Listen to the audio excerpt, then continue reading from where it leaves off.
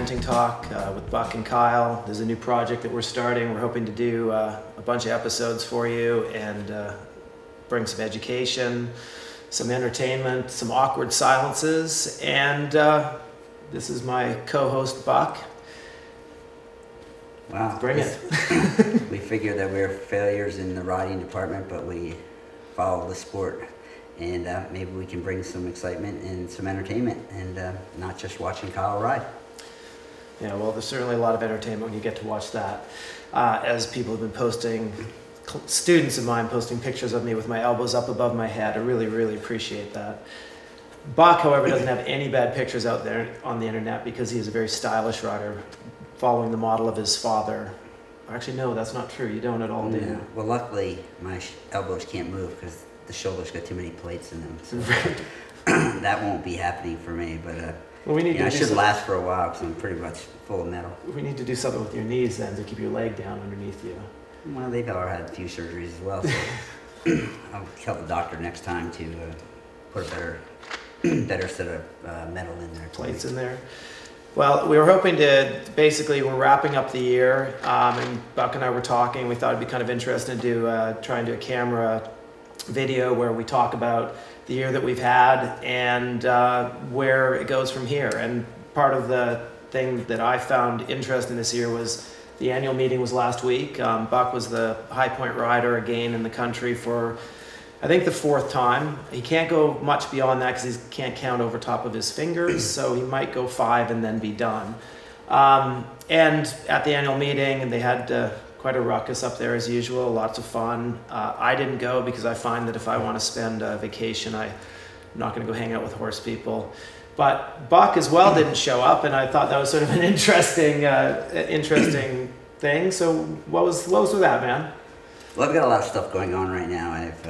I'm recently married and I have a kid on the way, and so we have, of course, in typical Buck fashion, didn't really think everything all the way through, and bought a house that in a community that you're not allowed to have kids. So we need to buy another house. So we've been working away at finding houses, and we found a house now. So if anybody's looking for a place to rent, Ocala, I am your man.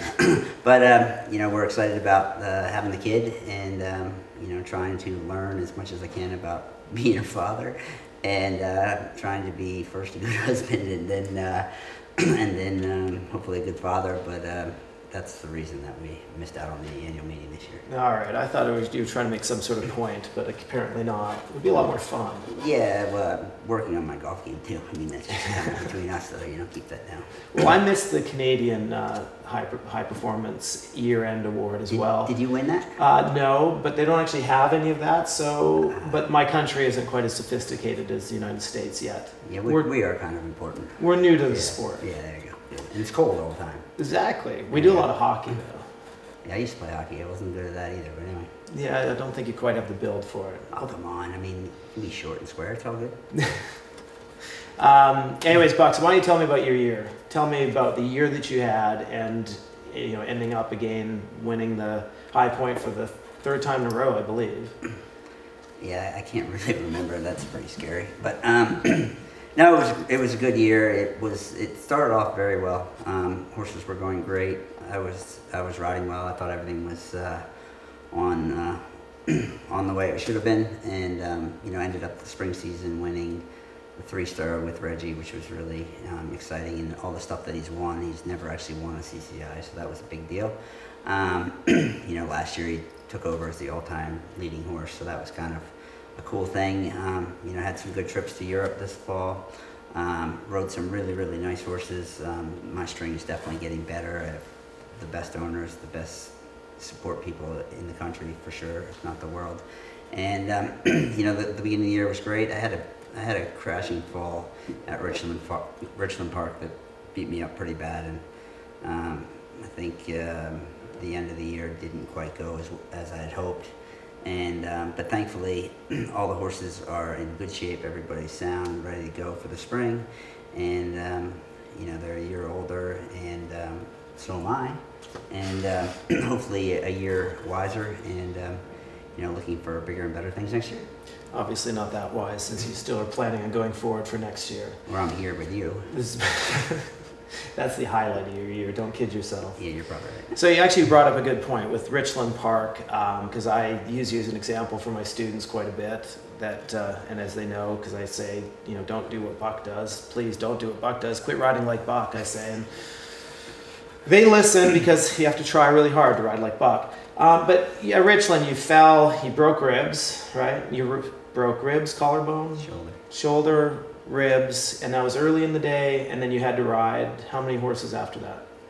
I don't remember. You don't remember because you probably broke your head. No, I broke the ribs and the shoulder on the Saturday, and so I had to show jump 2 horses after that. But then I had to ride 7 and 3-star in the cross country the next day. And it was, as always, the first thing you got to care about is your horse. And I knew that I could go out and do it the day after, with the adrenaline and stuff like that. I knew that I would be safe, and that I would, be able to safely negotiate the course and look after my horses. And so when I knew I could do that, then it was just suck it up and get it done.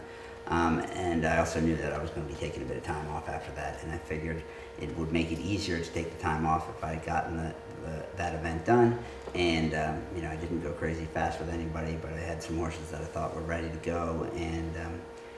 But the big thing was that I was physically able to put my horses in a position to succeed. Obviously, Reggie ended up winning the competition, and he was my last ride. And so, it was tough the next few days. Driving home that night, my poor wife, I think if she could have thrown me out the door and run me over in the camper, she would have, because I was whining pretty good. But that was a bummer of a thing. It was a really nice horse, having a great ride, and things happen. It's just one of those things. And thankfully, that horse is fine, and so am I. So I broke a few ribs. Life goes on. The interesting thing with that is that the sport itself is looked at from people that aren't involved in horses as a very bit wimpy, I'd say. I know when I was in high school, exactly, I wouldn't have gone on and done that. When I was in high school, I used to play football, and I quit the football team to focus more on the riding because I found it difficult to find the time to do both things. And when I did that, as you can imagine, the football team was really impressed with me, and I got a lot of stick for it. But this, in our sport, there's a lot of opportunity and a lot of time that you actually have to really overcome physical things, as well as on the horse, the rider, the time that you're putting in. You put in all that effort to get there. You don't want to miss out on that competition. And even though it seems like you probably did how many competitions last year? Like 40, I'd guess, events, maybe 35. A lot. Yeah, I mean, we've got 16 planned for our schedule in the beginning of the year next year. You put all that effort in to get them ready. You don't want to have to sit on the side waiting for the next competition. You want to get it done then, and then continue on. But I don't think a lot of people, I know a lot of people wouldn't have done what you did, and a lot of people would, I think out there wouldn't appreciate what you had to go through to do that. Well, I think, as I always say, if I was any smarter, I'd be doing something different. But I really think the horses are professional athletes as well, and they knew they were there to compete. It wasn't their fault that, I had a fall. And they were fit and ready, and they had been primed and ready to go to that event. And I thought that it was in their best interest, and that they would enjoy going out there. The ground was good, everything was good, and these things happen. And as I say, if you think what happened to me is a big deal, you turn on CNN and you realize that a few broken ribs is not a big deal, and we're in a beautiful place, and we're lucky to ride these horses, and there are way worse things going on in the world. And as long as I could make sure the horses were going to be safe, then the rest was whatever happened happened. Right. So what about going forward for next year? The Olympics are on. You've obviously got some horses aiming for it. I've got some horses aiming for it. What are your plans? Where are you right now? Well, right now I'm sitting here next to you.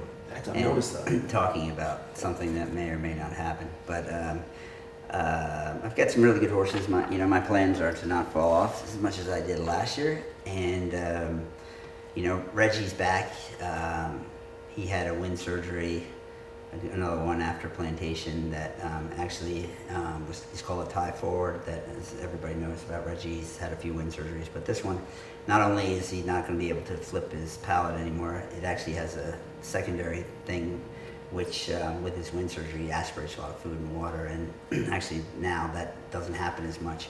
And so Reggie has been enjoying his vacation. He's as big as he's been in a long time. He's quite fat, and so he's ready to come back. And I've got some nice horses in Park Trader, Petite Flower will be back for the spring. The Apprentice, Quasar.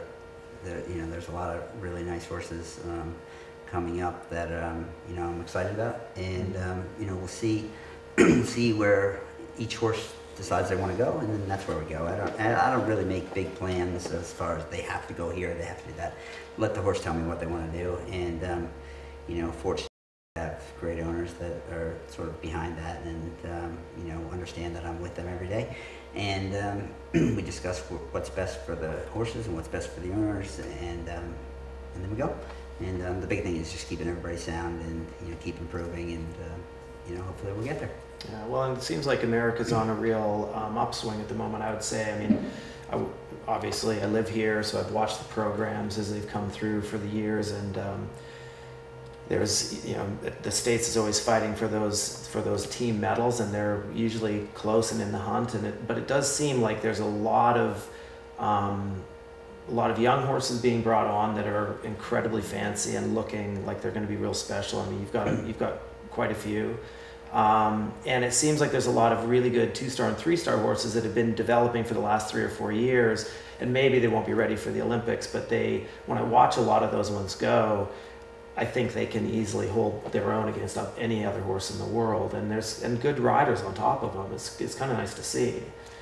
Yeah, I mean, I would agree with that. I mean, I'm not somebody that talks in hypothetical. I sort of talk in facts, and this is the way it is. And the thing that's unique about our sport is, sometimes a horse that is going great at the 2-star level doesn't actually make it to the top. And somebody that's not really any good at the 2-star level all of a sudden becomes a top horse. And so, you have to have the right horses with the right riders at the right time. And, our job as a country is don't get caught up in the potential of it, but the reality of where we are. And I think Dennis Green said when he's the coach of the Vikings, he says, "You are what your record says you are." And so we are what our record says we are. And of course, there's exciting things in the future and all that kind of stuff, but we need to not get caught up in what might happen, but let's concentrate on where we are, and where we want to go. And that's, I kind of live my life by that. And again, my poor wife puts up with a lot when I don't win on a weekend. It's not really that much fun. I'm not that much fun to hang out with. I'm not that much fun to do anything with. You're not that much fun anyways. Yeah, that's probably true. But I think we do have to, not get excited about thinking what we might be, but let's just do it. Right. And, but it's exciting. It's exciting times, and for me personally, it's there's lots of stuff going on in my life that's outside of the horses, and just like you with what we're doing here, which is obviously going to be popular. No. With How couldn't it be? With my looks and your height, I mean, yeah. I mean, what about? I mean, who could not watch this? He cut my head off, put it on top, or his head off, put it on top of my body. We might have to do that one episode. Good idea. Make you look better. That's not possible. The interesting thing is, you said earlier about that you've got a baby on the way, and obviously I'm a father of 2 young girls, and a lot of people in our sport and in life, they talk about how they had children, and I always thought that it would be a limiting factor to have kids. When I was younger, I had it in my head that there was no way you could have children and achieve these goals, because so many people talk about how they had kids, otherwise they would have made something. And I have to say, for me, and I think you're going to find it the same way, for me, it was the best thing, because it leveled me. It made me realize that there was a value in what I was doing in my profession, but that there was so much more to life than that. And I had probably was my most successful time was right after we had our first daughter. And the reason is because during that time, I realized that everything I did in horses really was, I mean, it's important, but it wasn't the most important thing in the world. And so it took a lot of the stress off of trying so hard that I actually was almost getting in my own way. And so for me, it was a better thing for my competition career. And it's certainly, when I look back in my life, expect to look at it and go, oh, yeah, I rode horses, I did things, but my involvement with them is what I remember the most. Even when I went to international games with Riley, went to Hong Kong, went to Rio. I remember playing with her after I rode cross country in Hong Kong and in Rio, and like just having a great time, and realizing while I was doing it in the middle of this field how privileged I was to be able to have my family in that environment, you know, and really incorporating it in there. And I'm going to guess, since your father was such a successful rider, you probably were on the receiving end of some of that. Yeah, I mean, you look at my dad's career, there's probably not been anybody that's been as successful for as long as he has been.